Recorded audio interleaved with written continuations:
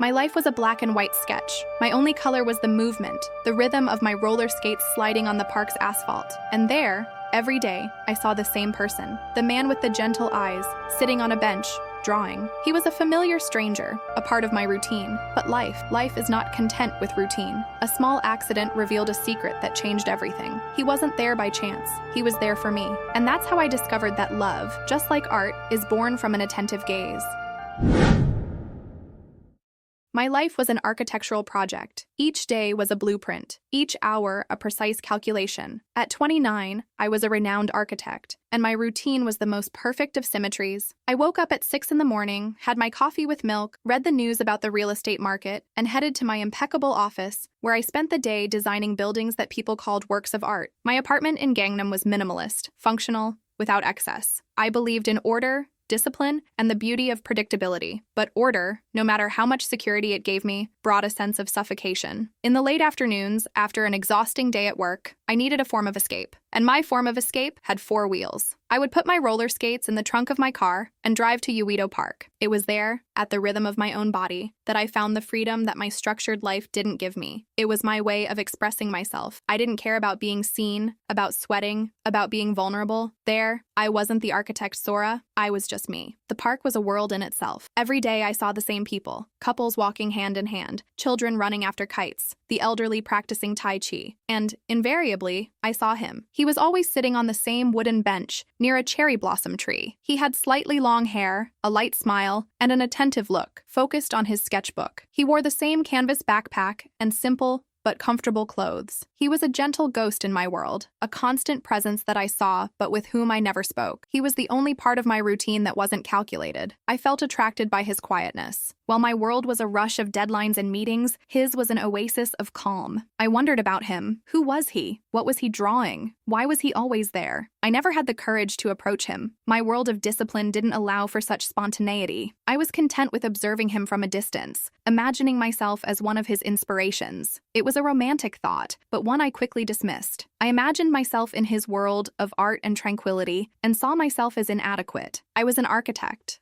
a businesswoman. He was an artist. Our worlds were like day and night. My routine was so rigid that I felt bored. I longed for my time in the park. It was my daily dose of adrenaline, my way of feeling alive. I spent the whole day looking at my computer screen, designing buildings that people called architectural wonders, but which for me were just structures of steel and glass. I was successful, but my soul felt like one of those structures, empty inside. One night I arrived at the park and he wasn't there. I felt disappointed, almost as if a part of my routine had been taken from me. I skated, but not with the same rhythm, not with the same joy. I felt empty, and I realized at that moment that his presence, which I thought was insignificant, was the most important part of my day. He was my small rebellion against my monotonous life. He was the color in my black and white world. And I found myself wishing, for the first time, that our routine would be broken. The wish came true, but not in the way I expected. My routine, which was once an anchor, became a danger. One evening, I was skating at my usual rhythm, feeling free when I felt a jolt. One of my roller skate wheels came loose and I lost my balance. My leg bent at a strange angle and I fell, my hand stretching to the ground. I felt a sharp pain in my knee and on the palm of my hand, which was scraped on the asphalt. My backpack with my work notebook slipped and fell to the ground, and my papers scattered all over the park. I felt vulnerable, weak, and above all, embarrassed. I wasn't a person who used to ask for help. I solved my own problems. I was my own hero. But there, lying on the ground, with the pain invading me, I didn't know what to do. People looked at me with pity, and I felt more exposed than ever. My bubble of perfection had burst, and I was there, with my pain exposed for the world to see. The tears came, not from the physical pain, but from the pain of my frustration and my shame. It was then that I heard a voice. "Are you okay? Let me help." The voice was calm, gentle. I lifted my head, and there he was, the man from the bench. He was crouching in front of me, with an expression of genuine concern on his face. He didn't look at me with pity, but with a look that said, "I understand." He didn't touch me, he just looked me in the eyes. "You need help," he said, his voice soft. I hesitated, but my body hurt. I nodded, and he, with a delicacy that surprised me, extended his hand to help me up. His touch was warm, comforting. He sat me on the bench where he always sat. "I always bring a first aid kit," he said, as he opened his canvas backpack. "I'm clumsy, and I learned from my own mistakes." He smiled, and his smile was the most beautiful I had ever seen. He cleaned my knee and my hand with a care that made me feel like a princess. He didn't say anything, just took care of me. The silence was comfortable, and I felt safe. "Thank you," I said, my voice trembling. He just nodded and continued to take care of me. As he took care of me, I watched him. I saw his hands, which were an artist's hands, with long, thin fingers. I saw his expression, which was the expression of someone who cared. I saw his kindness, which was the kindness of someone who expected nothing in return. I felt grateful, and for the first time, I felt like a human being, and not like a machine. He finished taking care of me and gave me an encouraging smile. "Can you go home? Do you need a doctor?" I nodded. He helped me up and gave me a small bottle of cream. "Use this. It will help with the swelling." I thanked him again, but the words didn't seem to be enough. I didn't know him, but he had helped me. He had saved me, and I felt for the first time like a person who needed to be saved, and I felt good about it. I was sitting on the bench with a sore knee and a racing heart. Jamin, as he introduced himself, not only took care of my injuries, but also fixed my roller skates. He took a small screwdriver out of his backpack and, with a skill that impressed me, put the wheel back in place. "I always bring tools with me," he said with a smile. "You never know when you'll need them." And I felt even more grateful to have someone like him by my side. He wasn't just a kind man, he was a prepared man. While he was fixing my roller skates, I noticed his sketchbook, which was open on the bench next to us. I saw his works of art, and they shocked me. They weren't landscapes nor portraits. They were sketches of people in movement, children running, couples laughing, and me. There were dozens of sketches of me, in different poses, skating, smiling, and even falling. I felt like I was in a dream. He was watching me. It wasn't a coincidence. He was waiting for me. I stared at him, and he, noticing my shock, became embarrassed. I hope you don't mind," he said, his voice a little lower than usual. "I'm an artist, and you're my muse. Your movement, your energy, your joy, it inspires me. I come here every day to see you. I come here to see you skate. I come here to see you smile." His declaration hit me like a punch. I felt exposed, but not in a negative way. I felt seen, and for the first time, I didn't feel like a project or an architectural blueprint. I felt like a work of art. "I'm an architect," I said,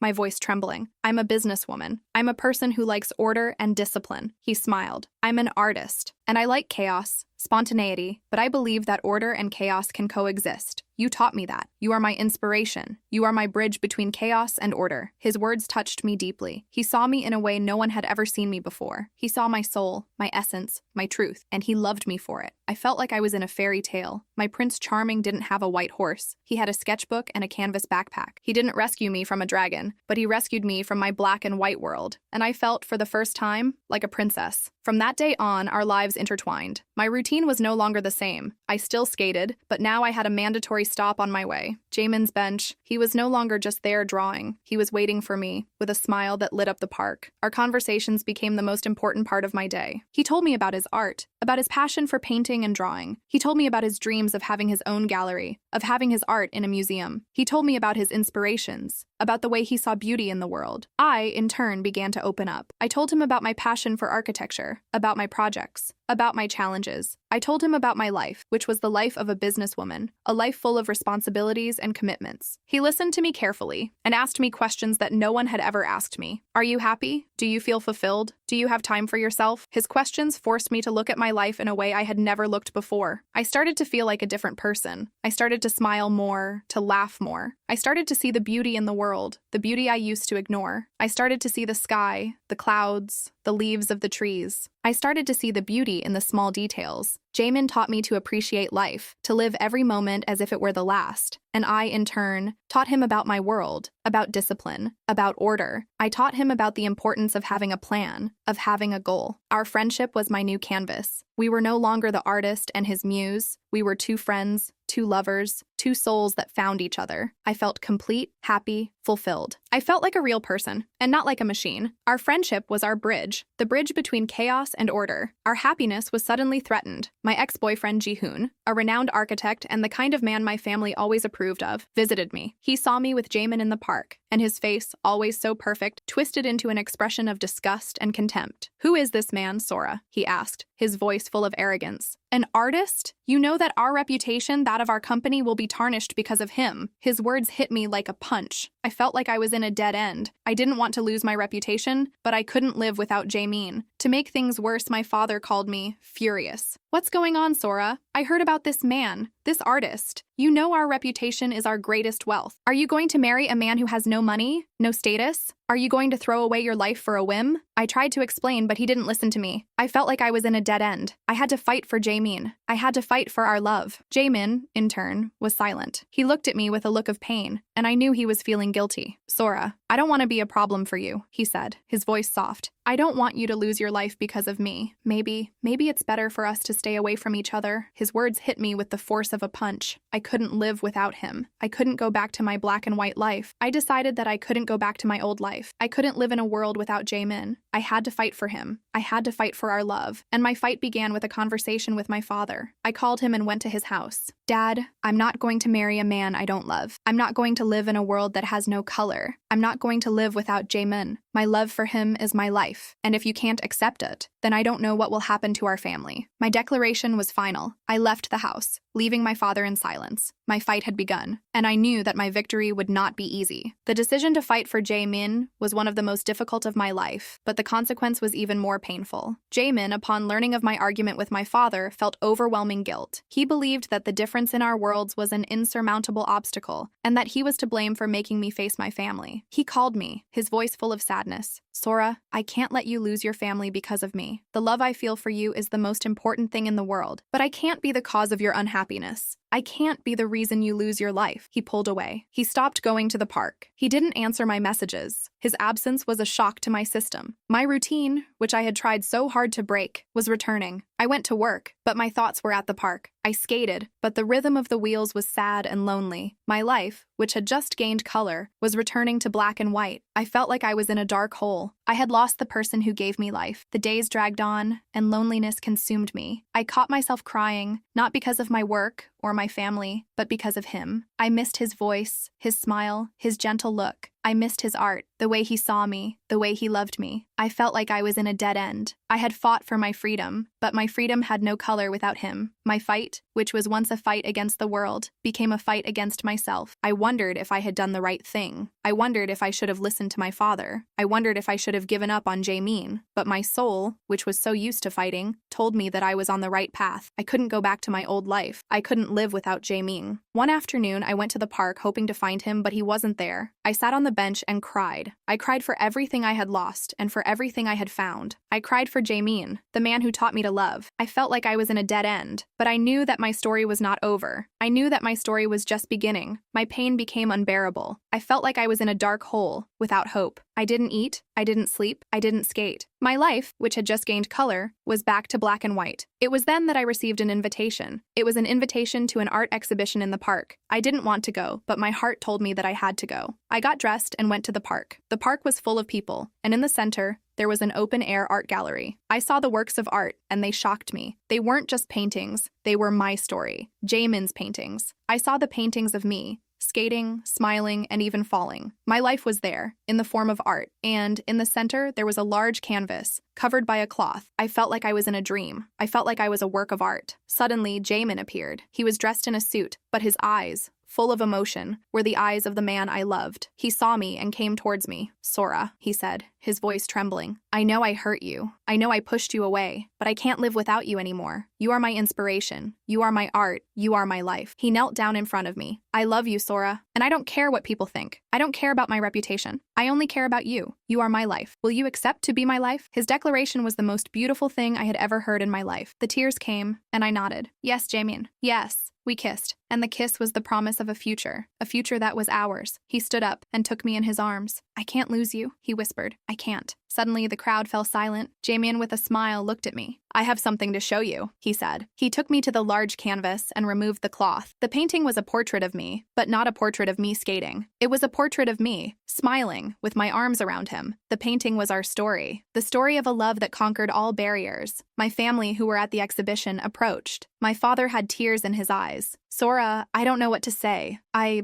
I didn't know you were happy. I didn't know you were loved. He hugged me. I'm so sorry. I didn't want to lose you. My father, the man I thought was cold and heartless, hugged me. His hug was the warmest thing I had ever felt in my life. My mother, in turn, hugged me and said, "What matters is that you're happy, daughter. What matters is that you're loved." I felt like I was in a fairy tale. I had won. I had won my fight. Ji-hoon, who was also at the exhibition, approached. Are you happy?" he asked, his voice full of regret. I nodded, and he, with a sad smile, looked at me.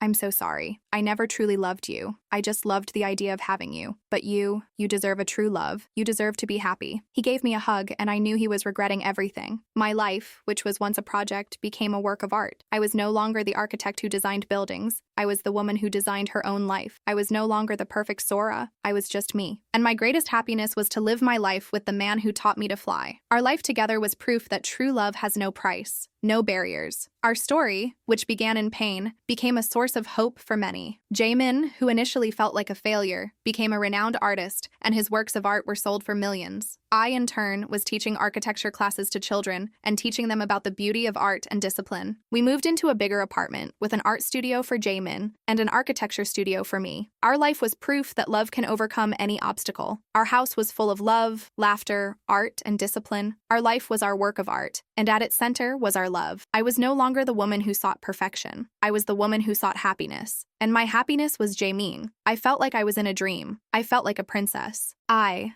the woman who had everything, found my greatest wealth in a man who had nothing. And that was my story. The story of how my heart, once empty, found its home in a place I never imagined. A year passed since our great declaration of love. Jaemin, who is now a renowned artist, proposed to me in the same park where we met. He gave me a silver ring with a small sculpted cherry blossom that symbolized our story. My father, who initially opposed, became a great friend of Jaemin, and my mother, a confidant. My life was a choreography, with my own movements, with my own rhythm, and by my side was my partner, the man who taught me to fly, the man who taught me to love. I, the woman who had everything, found my greatest wealth in a man who had nothing, and that was my story. The story of how my heart, once empty, found its home in a place I never imagined. Thank you for listening to our story. If you enjoyed it, be sure to subscribe to the channel for a new episode every day. We'll be waiting for you. See you in the next story.